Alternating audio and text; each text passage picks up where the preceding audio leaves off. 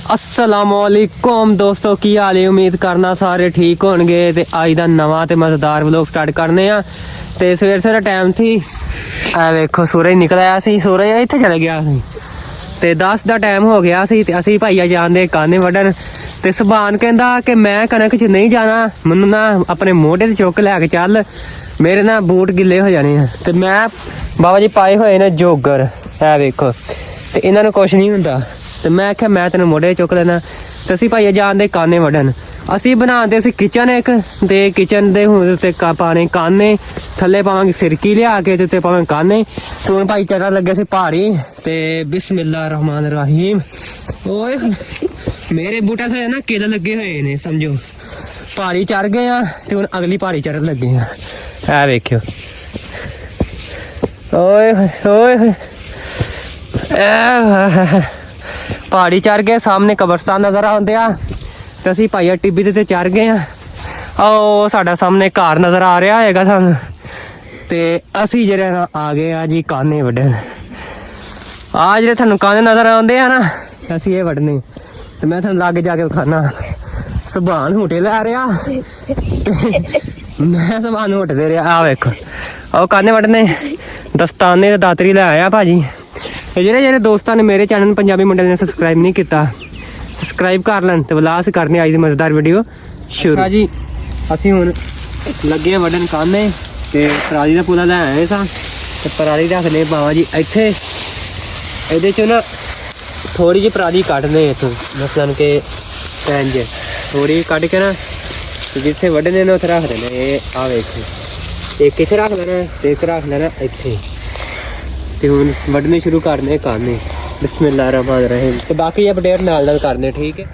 ਅੱਛਾ ਜੀ, ਪਹਿਲਾ ਪੁਲਾ ਵੱਢਿਆ ਗਿਆ ਤੇ ਕਾਂਡ ਇਹਨਾਂ 'ਚ ਬੜੀ ਹੈ ਕਿਉਂਕਿ ਹਜੇ ਨਾ ਮੌਸਮ ਨਹੀਂ ਆਇਆ।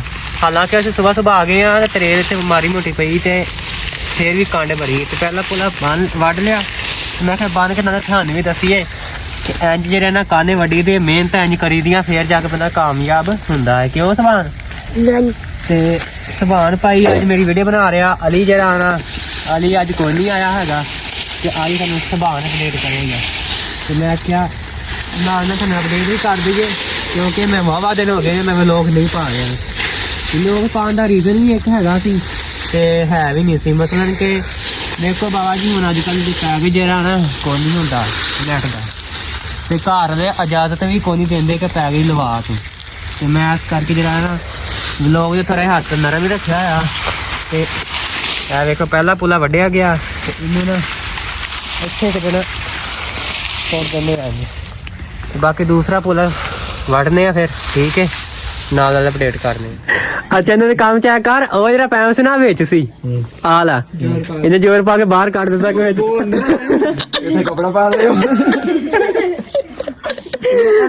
ਬਾਕੀ ਗਾਡਰ ਵੇਖ ਇਹਨਾਂ ਨੇ ਪਾਇਆ, ਗਾਡਰ ਵੇਖ ਮੈਂ ਕਿਹਾ ਗਾਡਰ ਵੇਖੋ, ਇੱਕ ਬੰਦਾ ਪਰਾਂ ਨੂੰ ਗਿਆ ਭਾਵੇਂ ਉੱਲਰ ਜਾਵੇ ਪਰਾਂ ਨਹੀਂ ਐਵੇਂ ਉੱਲਰ ਜਾਣਾ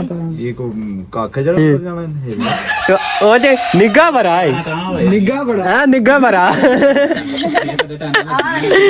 ਨਿੱਘਾ ਭਰਾ। ਹਾਂਜੀ ਬਣਾਇਆ ਤੇ ਮਿਸਤਰੀ ਕੋਲ ਲਾ ਕੇ ਨਹੀਂ ਮਿਸਤਰੀ ਨਾਲ ਤਾਂ ਚੰਗਾ ਬਣਾ ਲਿਆ। ਦੂਸਰੀ ਛੱਤ ਪਾਣੀ, ਉਸ ਤੋਂ ਬਾਅਦ ਆ ਗਈ ਸਿਰਕੀ। ਇਹ ਭਾਈ ਦੇਸੀ ਜੁਗਾੜ ਲਾਇਆ ਅੱਜ ਕੱਲ ਆਈ ਕਾਲ।